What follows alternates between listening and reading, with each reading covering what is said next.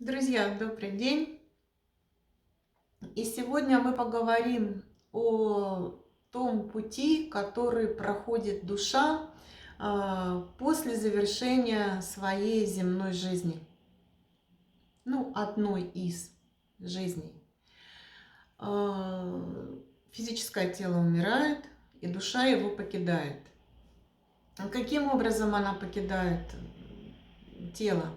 То есть это может быть через Сахасрару или через Анахату, ну это чакры, как многие из вас знают.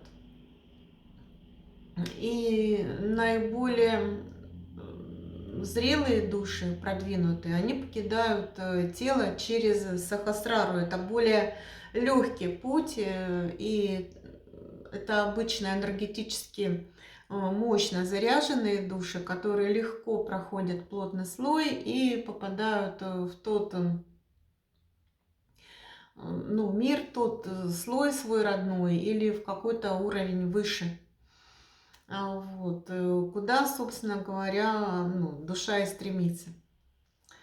Когда душа выходит через анахату, ей сложнее двигаться. Но это бывает тогда, когда душа несколько отягощена какими-то тяжелыми событиями, которые с ней происходили, какие-то ее переживания, страхи, то, за что... Это те переживания, которыми она зацеплена за материальный мир. Что это может быть? Это может быть там и жадность, и злость, и гнев, и неприятие чего-либо, это гордыня и так далее. То есть какие-то такие вещи, которые, такие чувства, которые делают душу очень тяжелой, очень слабой и неповоротливой. И ей очень трудно проходить через вот этот плотный астральный слой, слой чувств, эмоций, через который обязательно должны пройти все души. Когда душа проходит этот слой, а проходит она этот слой до 40 дней, ей, конечно, нужна помощь ее близких людей, это родных или тех близких людей, которые ее хорошо знали, которые ее любят, которые готовы ей помочь. И вот в христианстве, например, это называется мытарствами. Вот когда душа проходит мытарство, и тогда есть специальные молитвы в христианстве, например. Я говорю о христианстве, потому что я хоть и не воцерковленная, но я крещенная христианка, и мне понятны все эти ритуалы, которые с этим связаны. Конечно же, это есть в любой конфессии, в любой религии мира, вся эта ритуалика, которая связана с помощью душе, которая покинула тело.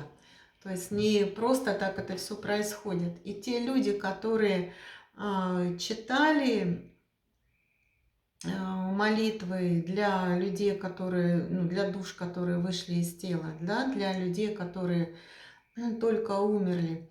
Они прекрасно меня поймут, и они знают, как тяжело читаются эти молитвы.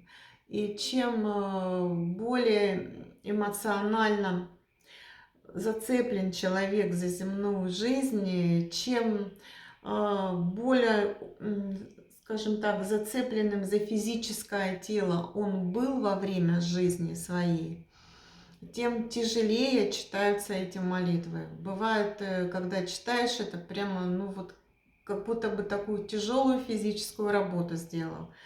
Это, вот поэтому происходит. Когда душа, ей хватает силы, она проходит этот плотный слой, она попадает в свой родной слой, э, там, где, ну, и там, где ее создали, там, где ее ждут, там, где те души, которые тоже там, ну, материализовывались, потом они вернулись, и они встречаются, и радуются очень друг другу. И там происходит очень активная, очень интересное, ну, полное общение и радости, и света жизнь. Но бывает так, что душа не проходит вот этот плотный слой. Бывает, конечно. И тогда она падает вниз. Она падает вниз, и, к сожалению, она тогда разбирается, она распадается на составляющие части, просто превращается в чистую энергию, из которой, ну, потом что-то, другие души, очевидно, там собираются, там, ну, новые, молодые. Вот, но вот душа, вот эта душа с ее личностными характеристиками, она перестает существовать. И вот это настоящая смерть, вот это смерть души. И это, собственно, тот финал, это фиаско, которое потерпела душа вот в этом своем развитии.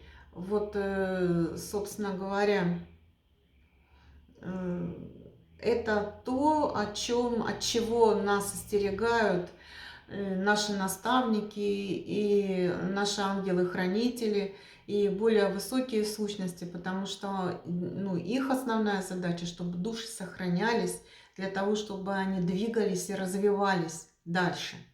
Но об этом мы поговорим в следующих видео.